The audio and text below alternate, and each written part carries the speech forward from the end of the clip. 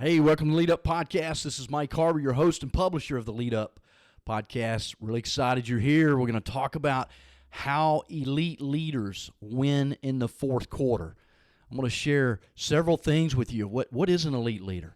How do you become one?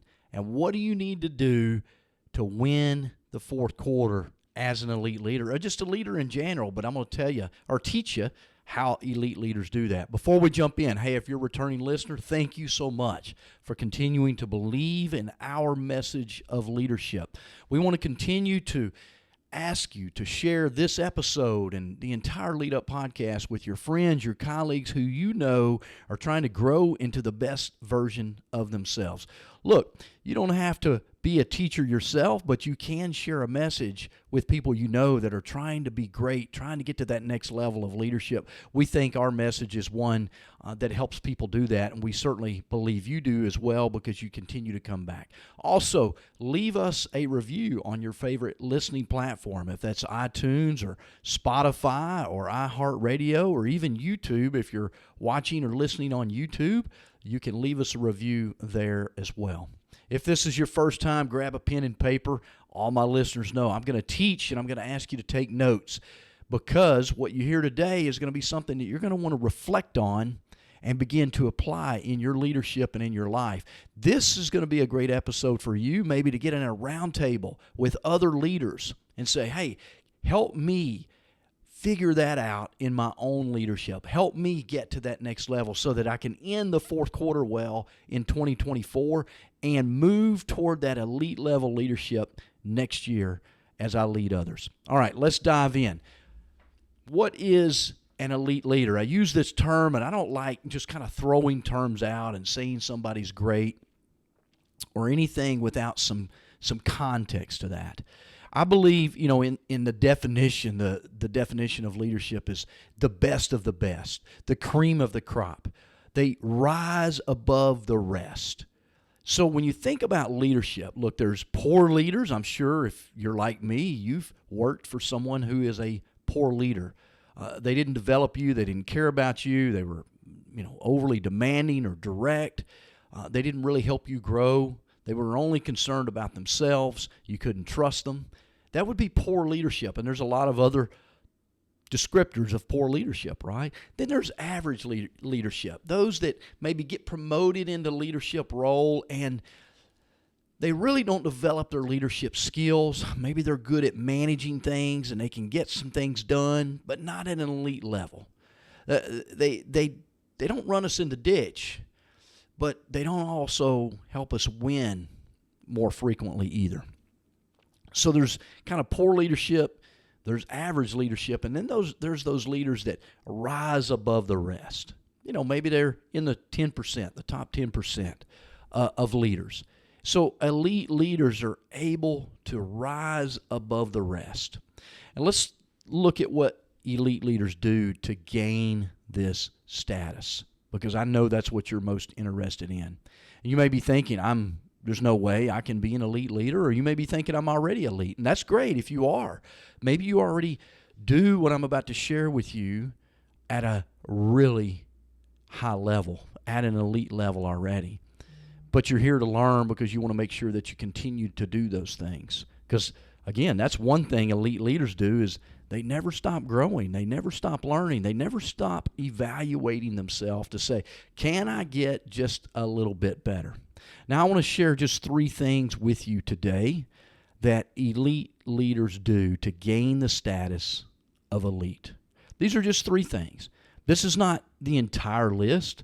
I wouldn't be able to share everything with you, I think, that makes someone elite in a short podcast. But there's 3 things I think leaders can do to rise above, to become elite, that you can do right now, that you can begin to work on and develop in your own leadership or get better at. Number 1, elite leaders deliver results. And you say, yeah, I've already delivered results. Well, maybe you're an elite leader. Maybe you deliver results at an elite level already. But let me talk about that for just a minute. Are you delivering the results? Or are the people you lead delivering the results? Are you micromanaging the results? Are you barking orders? Are you dictating how everything is done? Or do you have a team that you rely on that does things at a high level? Look, this is something I'm working on and feel like I'm getting much better at. There's a time in my life when I was in leadership and I'm really good. I often say my two greatest strengths in leadership are telling people what to do and telling them how to do it. Now, I laugh when I say that because that used to be my leadership style. Here's what I need done, and here's how I need it. Here's how I want you to do it. And that's not elite level leadership. Sure, it was results, but elite level leadership is bringing people along with you, having others that are delivering results, winning together, right? Winning together. Now, yes, you have to deliver results. Elite leaders don't make excuses of why those results don't happen. Now, that doesn't mean we're going to hit every target. That doesn't mean that we won't have some reasons why we didn't hit those. But ultimately, everything rises and falls on leadership. And so we have to look at that and say, what did I do to miss that result if I didn't hit it?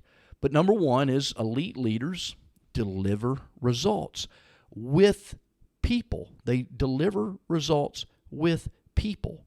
They have a team of people. I know today at the level I'm at, and again, I'm not saying I'm elite. I'm working on that. There's some things that even as I put this message together, I'm thinking, yeah, I can do better at that. But I have a team of people around me that help me look good. Help me, like this podcast, once it's finished being recorded, I don't touch it again. I hand it off to a team of people that deliver the results. And then I get to look good, obviously, because you get to listen to the message and learn from me. All I'm doing is I'm creating the message, I'm crafting the message, I'm recording the message, and then I give it to someone else.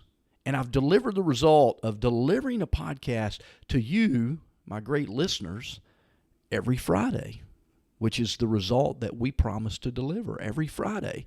You can go to leaduppodcast.com and look at the 400 and something episodes. This is episode 406, so obviously we've got over 400 episodes that you can learn from and listen to and put as a part of your growth plan. But I'm delivering results with a team of people, which leads me to the second thing elite leaders do. Leaders who move to that next level of greatness, that move to elite level leadership status. The second thing is they develop other leaders who can develop other leaders. They develop other leaders who can develop other leaders. The true measure, I want you to write this down, the true measure of your leadership is, did you replicate yourself? Did you develop other leaders that can develop other leaders? That's the true measure of leadership. It's not really the results that you deliver. Is when you leave, like when you retire, when you leave a company, when you leave a job, when you promote up, whatever that may be, did you develop someone on the team that can continue to deliver results, that can continue to develop other people to be leaders, to deliver those results? That's the true measure of leadership. Results will always take care of themselves if we're doing that. And look, that's my passion, is developing leaders. Developing leaders who can develop other leaders. That's what I spend my entire being trying to do. We work every day here at Harbour Resources. When I meet with my team, that's what we're talking about. What can we put together? What are we designing? What curriculum, what course, what message are we developing that is going to help a leader develop another leader, to develop another leader, to replicate themselves? And that's really how we should be thinking every day as a leader is, what am I doing to develop a leader that can develop another leader? And if you do that well, that number one, deliver results, is going to take care of itself. I'm a big believer in that. I believe people over process and profit. Many leaders, many companies, many organizations, they think about the bottom line, the profit, And again, those things are important. I'm self-employed. Money, bottom line, revenue, those things are important. But if we're doing our job of developing people, developing the people around us, developing our team that can continue to deliver the results we're after, the results, the bottom line, the profit will take care of itself. So that's the second thing that elite leaders do, or leaders do to gain elite status. Number one is deliver results. Number two is develop leaders who can develop other leaders. Number three is they leave the team, the organization, the department, the culture, the position better than when they found it. Whatever the situation was that you took over in your current role, when you leave that role, and that may be next week, that may be next year, it may be 10 years from now, but when you leave that role, are you going to leave it in a better position than it was when you took over? I think of maybe people like Nick Saban, who would be considered maybe the greatest college football coach of all time. And when he took over the Alabama Crimson Tide as a coach, Alabama wasn't known for winning great football, playing great football. They were a good football team, but they weren't great. When Nick Saban took over, if you're a football fan, you understand. I mean, when he retired last year, he left it in much better shape than it was when he took over. That's elite leadership. Is making the place better, making the team better, the organization better. And I'm not talking about necessarily bottom line results. It should impact that. I think about, my own life story. I've shared many times on my podcast. I grew up in violence and dysfunction. Not a family that I would wish anyone to grow up in, really. The dysfunction that was in that. But as I moved up and I matured and I developed myself and I grew my own leadership ability, my own communication, my own skills to be a parent, to be a husband, to be a communicator. What I know today is I have 2 grown kids, and I've left them in a better position to be suited for whatever the next stage of life is for them. I've developed them into leaders so they can hopefully do a better job than I did for them. And you understand that as a parent, I'm sure. And so when you think about delivering results, what is the result that you want? What is the result that you're after? Who are the people you need to develop? And then are you going to leave the place in a better position than it was, a better state than it was when you took over? So that's what elite leaders do. Let's talk about who are they? Who are elite leaders? There's 4 things I'm going to share with you here that I want you to write down. Number 1 is they know what they stand for. Elite leaders know what they stand for. Like, they're very values driven. They've spent time clearly identifying their values, what they stand for as a leader, what they want to create from their leadership.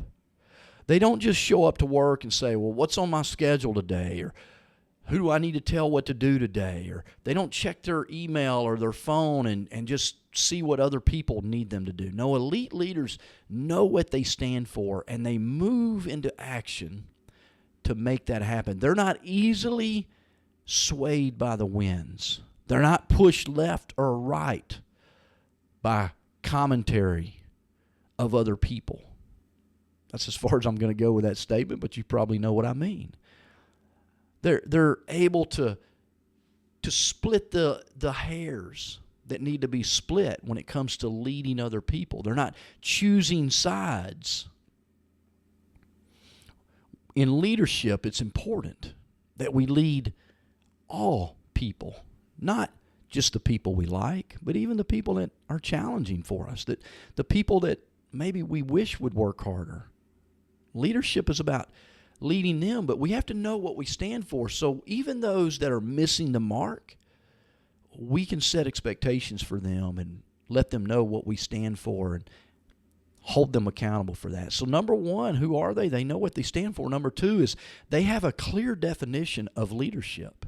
So they know what they stand for, but they have a clear definition of leadership, and they model it. My definition of leadership is really a quote that I heard from Jack Welch years ago, and it took me a few years to really come to this. Look, I often teach elite leaders or leaders that I'm working with to get to that elite status is, getting clear on your leadership and what you stand for and your definition of leadership is really kind of a rinse and repeat process. You have to kind of play with it a little bit. It's like clay that you're sculpting into something that you want to happen.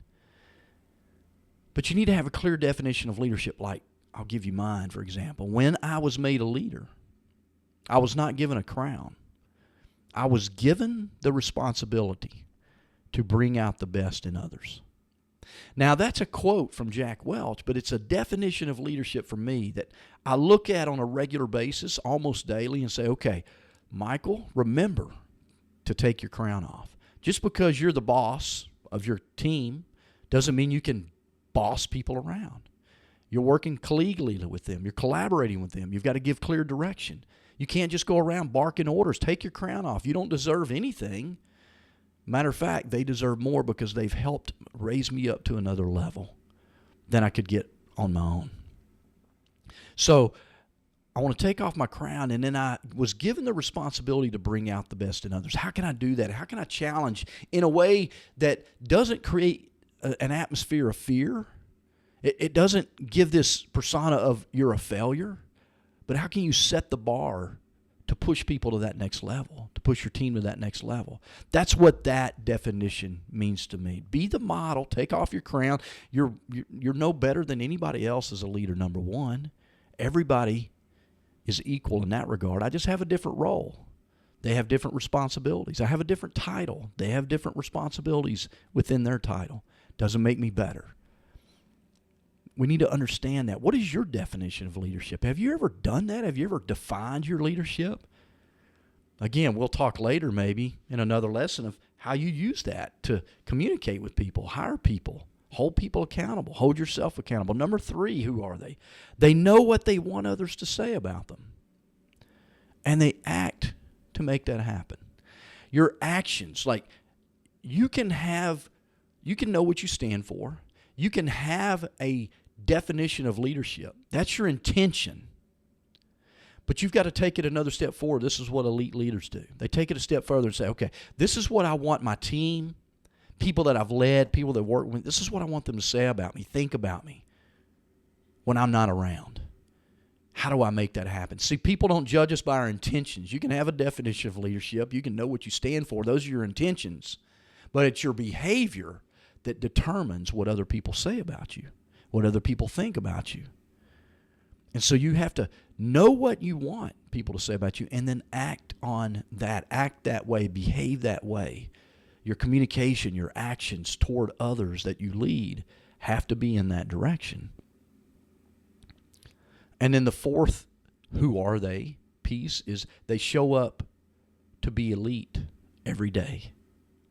Elite leaders don't take a day off from elite leadership, meaning you don't sit at the table with your team and tell dirty jokes, make off-color jokes, gossip about people. Whatever thing you want to put into that, you don't do that. See, elite leaders, yes, you can be with your team. You can be a part of that team. You can have conversation with your team. You should be friends with your team. But you don't take a break from being elite. Like you have a standard.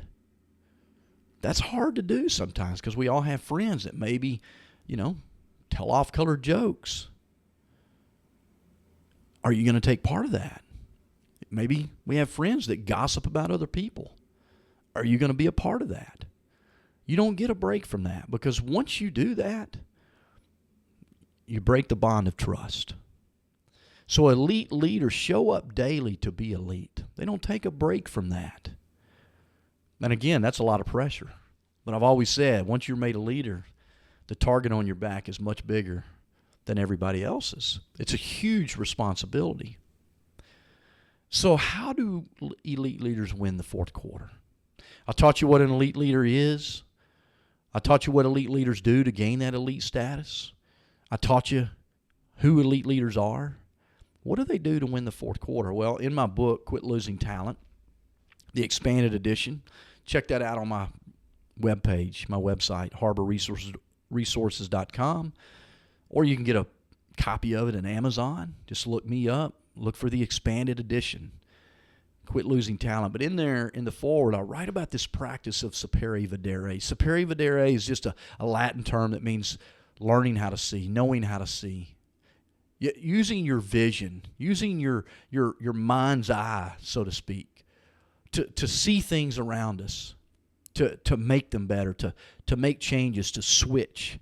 And so we have to practice sapere videre. If we want to win the fourth quarter, there's three lenses I teach about in sapere videre. The first is hindsight. And right now, as we enter the fourth quarter, we're just now entering the fourth quarter of this year. Look back. What's gone really well in the first 9 months of the year? What hasn't worked so well? What were your goals at the beginning of the year? Where are you? As I was planning this, I was just looking at a target that I had for this year, and I'm way behind. I'm not going to hit that target this year. But what can I do to move closer? What can I do? That's that foresight, okay? That's the second lens, foresight. Hindsight's looking back and seeing where we said we wanted to be. How did we do? What did we do well? What did we not do so well? What do we need to bring forward? What do we need to leave behind? So using hindsight, that's one thing they do. The elite leaders are really good at learning the lessons from the past, examining our experience. Experience is not the best teacher. It's evaluated, examined experience, looking at it and bringing forward the lessons. That second lens is foresight, looking forward. Where do you want to be at the end of the year based on where you are right now? Instead of just continuing to go through the motions and hoping the end of the year gets here and say, oh my God, we only have one quarter left. Instead of coasting into the end of the year, how you start next year is determined by how you end this year. How you start a day is determined by how you end a day. And so how to win the fourth quarter is to begin already looking at next year. How do you want to start the next year? And it begins by looking forward into that and then bringing that third lens, insight, into play, that third lens of sapere videre. So we're looking back, we're looking forward, we're making adjustments. Maybe you're ahead of your targets. If you are, congratulations. If you're behind, how do you need to readjust? What do you need to reset for your team? How do you need to do that? To set a new goal potentially for the end of the year so that at least you move closer. Maybe you're not going to get to that original target. Maybe you are. Now's the time to just keep encouraging, keep pushing, keep the foot on the gas. Don't let up and coast. But now is the time to practice sapere videre. As an elite leader, don't just coast into the end of the year and say, wow, let's get to the holidays. No, sprint into that end of the year. Sprint to the finish line. Go ahead and set a vision for next year or at least the first month of next year and push toward that. How you start next year is determined by how you end this year. So sapere videre, learning how to see, looking at the past, looking at the future, using those two to gain insight to run to the finish line. Elite leaders don't coast. Elite leaders show up every day to be elite. Elite leaders look at the now to create a better future. They bring that future vision in and act that way today. We have to use that insight to make a shift in our behavior, our actions, our communication. Maybe you have some people on your team that are just trying to coast into the end of the year. Let's not let that happen. Let's challenge them to keep running to the finish line with us. I want you to be elite. I'm still striving to be there. I hope you'll join me. Continue to tune in to the Lead Up podcast. Share this message with your friends, your colleagues, your coworkers, other leaders that you work with. Use this as a message to help inspire you to get to that next level in your own leadership, but also to create a team of accountability partners around you that want to get a lead as well. And y'all just hold each other accountable for taking action on the things that I shared in today's podcast episode. Hey, thanks for tuning in. I'll see you on the next episode.